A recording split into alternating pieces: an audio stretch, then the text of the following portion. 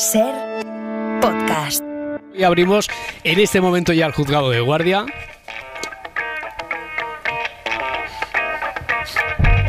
Y esto que decíamos de la nacionalidad, Félix, tú no había reflexionado al respecto. Me decías ayer por la tarde, bueno, lo que he aprendido buscando, no sé qué es lo que ha sido, o si me puedes contar qué es lo que te ha hecho tirar del hilo, qué es lo que te ha inspirado, lo importante que es tener el paraguas de la nacionalidad y no ser apátrida. Hay muchos más apátridas en el mundo de lo que pensamos, ¿no? Pues hay muchos más apátridas, y sabes que yo era tan mentecato de que incluso yo creo que hace un tiempo lo veía como algo romántico, fíjate. Sí, y no hay que verlo. Hoy vamos a aprender que tiene poco de romántico, incluso, claro, es que hay falta hasta de estadística, ¿no? Al respecto, se calcula que hay entre 11, 15 millones de personas en todo el mundo, o sea, una fluctuación, una horquilla de... Esto parece una encuesta electoral, porque hay una fluctuación de 4 millones de personas, no se sabe, ni siquiera hay estadísticas fiables del número de apátridas.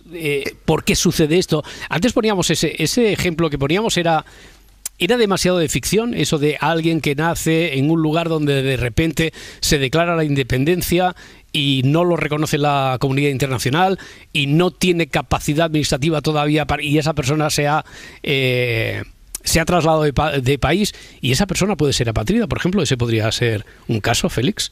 Ese podría ser un caso, lo que demuestra efectivamente que lo más importante de todo es que las personas son ajenas a lo que, por circunstancias ajenas a su vida, puede implicarlas que se conviertan en parias y que no tengan ningún estatus de ciudadanía. Claro. Oye, vamos a arrancar con lo que ya se ha convertido en una sólida vieja tradición, que es la de poner un fragmento de película. Esta sería la parte de ficción, que viene de la literatura, del cine, pero después también lo vamos a contrastar con un caso real. Primero, la película. Nombre, graduación y número. Lo siento, no puedo ayudarle. Creo que era piloto. ¿Es usted alemán? No. ¿Cómo sabe que no es alemán si no recuerda nada? Lo encontraron en el Sáhara junto a un avión estrellado. ¿Por qué se empeña usted en que siga con vida? Porque soy enfermera. Un hombre sin nombre, sin patria y sin pasado. Está enamorada de él. Bueno, imagino que habéis reconocido la mayoría. La película es una película de 1996, El paciente inglés, basada en la novela del mismo título. Fue la película además más premiada en la gala de los premios Oscar de ese año. Un total de 9 Oscars se llevó, 9 estatuillas de 12 candidaturas a las que había obtenido una nominación. Es una película que la has escogido tú, Félix. ¿Por qué? Pues dos razones. Hay una razón personal, es mi película favorita. Aparte de Casablanca, es mi película favorita. La fui a ver al cine 3 o 4 veces, y eso que era muy jovencito. Y dos, porque habla de la patria, de las consecuencias dramáticas de que una persona no tenga la condición de nacionalidad, y de cómo eso afecta a la vida de las personas, que en la película pues incluso es la causa de que una de ellas muera. Una película preciosa. Sí, este sería el caso. No sé si quizá por eso habías llegado a romantizar también el término este de apátrida, que después uno, enfrentándose a la realidad, ve que tiene poco de eso, ¿no? Tiene poco. Pues creo que, sabes que lo he estado pensando conmigo mismo y creo que tienes razón. Es creo posible. Sí, que lo había romantizado por esto, sí. Vamos al caso real. Lo hemos extraído del testimonio de un vídeo que tiene ACNUR, que hemos encontrado en YouTube. Es el caso, la historia de Sergio Chekalov. Soy Sergio Chekalov, tengo 74 años y soy apátrida. Mi madre era alemana, mi padre era ruso, era de los alrededores de Yerevan, que hoy es la capital de Armenia, y hizo la guerra, la Segunda Guerra Mundial. Ahí fue donde se encontraron en una columna de refugiados, mi madre y mi padre. Se acaba la guerra, se organiza el campamento de refugiados, y al año más o menos nací yo en el castillo de Wilhelmsthal. Se casó con mi madre y ahí planearon irse a la Argentina.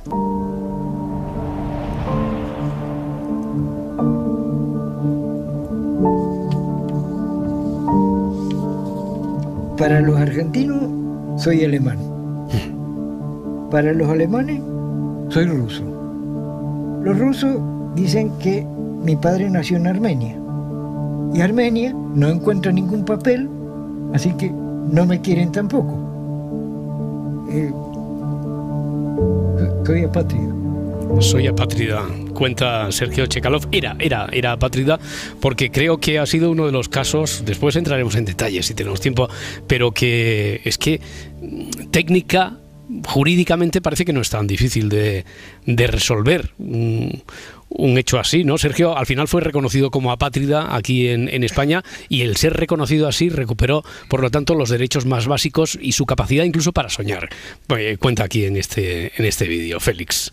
Efectivamente, Sergio no tenía posibilidad de tener una tarjeta de crédito, no tenía posibilidad de tener una nómina, no tenía posibilidad de acceder a la seguridad social, porque ningún país le reconocía como tal, y con un pequeño cambio, con un cambio de una ley, con un procedimiento que, como España, luego lo veremos, ha firmado una serie de compromisos internacionales, se ha conseguido dar dignidad a este señor, y que pueda ir al banco, por ejemplo, y sacar dinero del cajero, o que pueda viajar libremente como persona, que emociona, ¿no?, de pensar cómo puede cambiar la vida de una persona por algo tan inocuo, ¿no?, como un papel. Sí, formalizar una evidencia, porque es lógico que estás teniendo, por mucho que seas la administración fría, distante, la estructura del Estado, ves ahí a una persona. Entonces esa persona tiene que tener y hay que reconocerle los derechos, su derecho a ser persona de alguna manera, porque,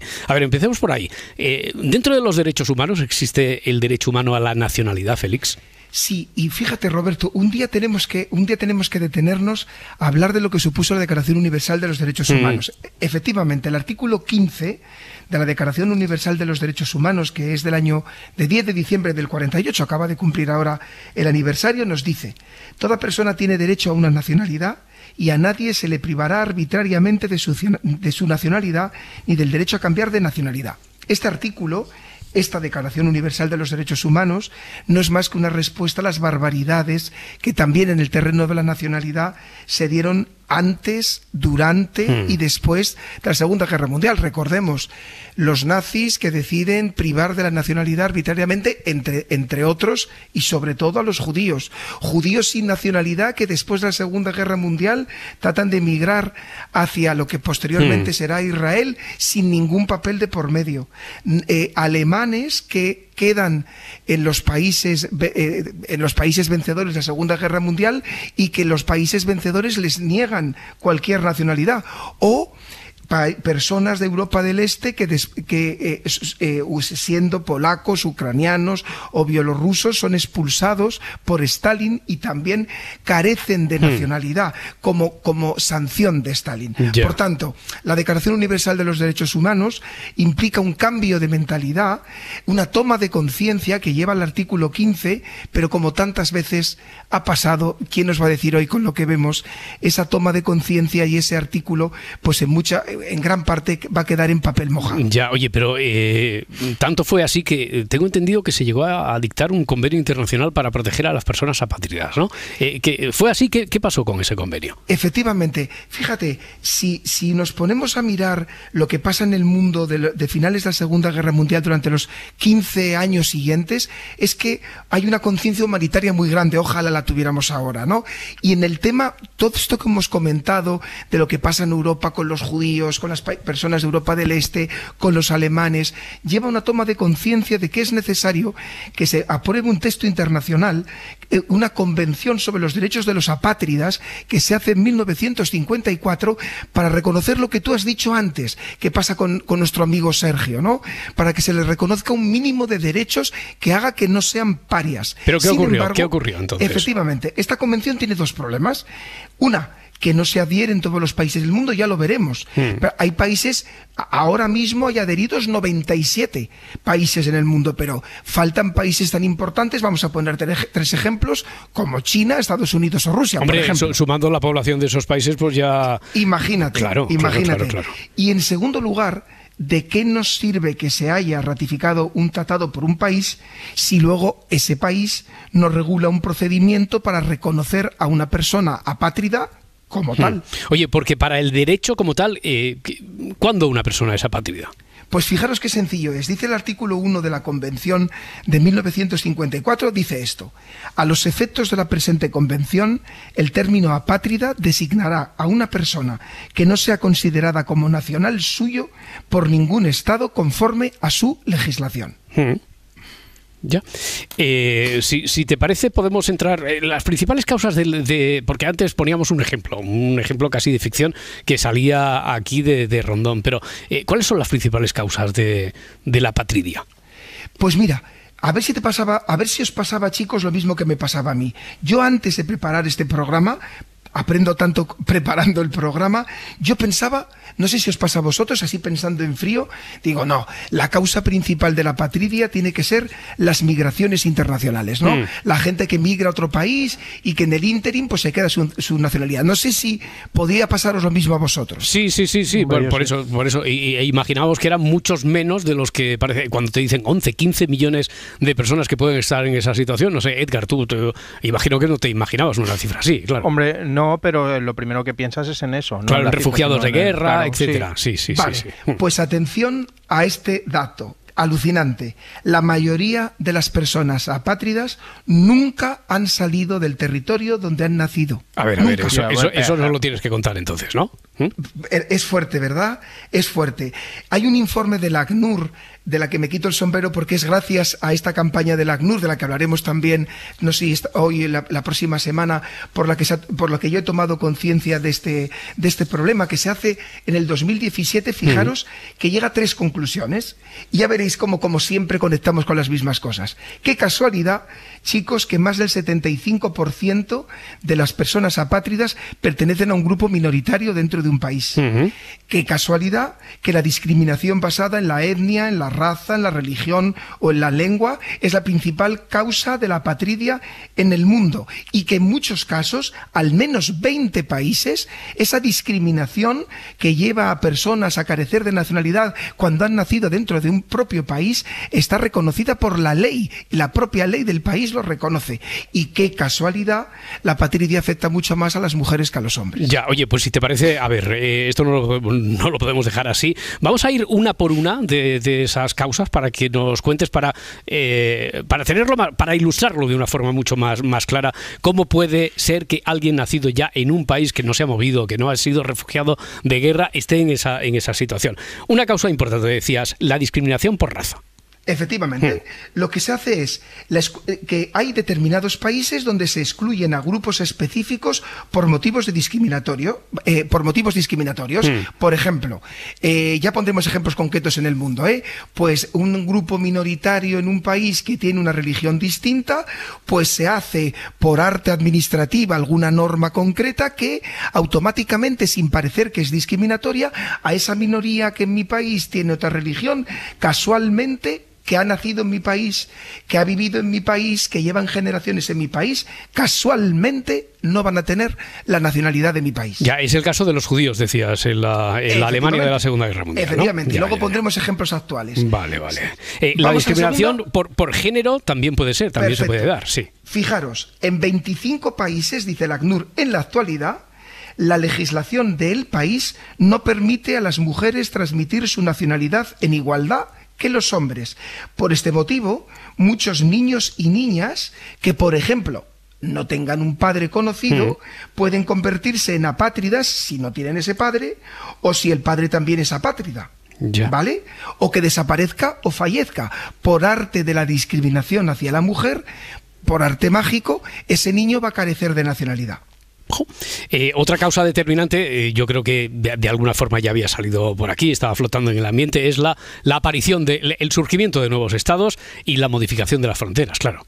Efectivamente, el ejemplo perfecto es lo que ha pasado en la Unión Soviética. Por ejemplo, después del colapso de la Unión Soviética en 1991, ¿qué ha sucedido? Pues que en muchas ocasiones hay personas que de repente han nacido en un país, por ejemplo, pensemos en minorías rusas en una república asiática de la Unión Soviética, pues muchas de estas, sobre todo, fíjate que aquí se conectan dos de las causas que hemos visto, ¿no? Minorías de una nacionalidad que por las casualidades fronterizas ahora viven en otro país, resulta que ni la minoría de la que provienen, ni el país en el que están, ninguna de las dos les reconoce la nacionalidad. Se quedan ahí en territorio de nadie. Por lo tanto, ¿se puede llegar a tener esa condición de apatridia como resultado de una sanción, por ejemplo? Se puede. Puede suceder también en algunos países, ya veremos que por ejemplo eso en España es imposible, que los ciudadanos pueden perder su nacionalidad como castigo por haber residido fuera de su país durante un periodo de tiempo prolongado y resulta que luego vuelvan a su país de origen y resulta que ya el país de origen no les reconoce como nacionales y tampoco en el país donde han vivido les reconoce como nacionales y se quedan sin ninguna nacionalidad. Ya, esta situación también puede afectar de lleno a colectivos especialmente vulnerables, ¿no?, dentro de una sociedad que no lo sea. Fijaros este dato dramático en el que yo no había pensado. Lo que os voy a poner ahora, amigo mío, es muy frecuente en algunos grupos minoritarios vulnerables en África Central. ¿Qué sucede?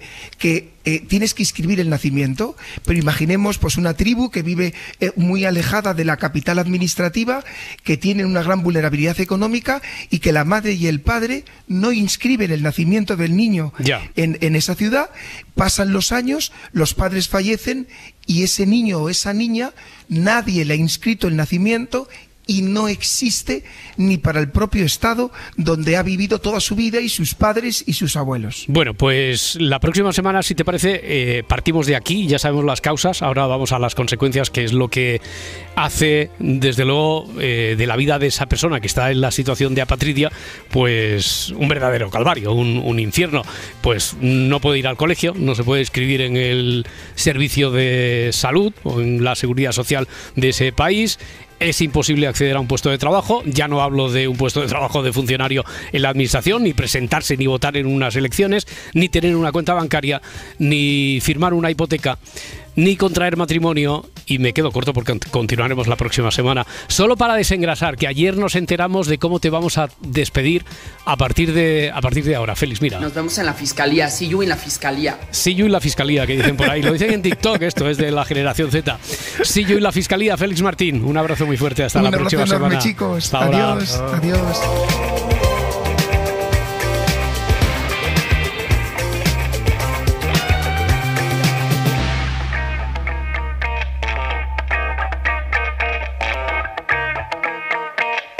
Si amanece, nos vamos.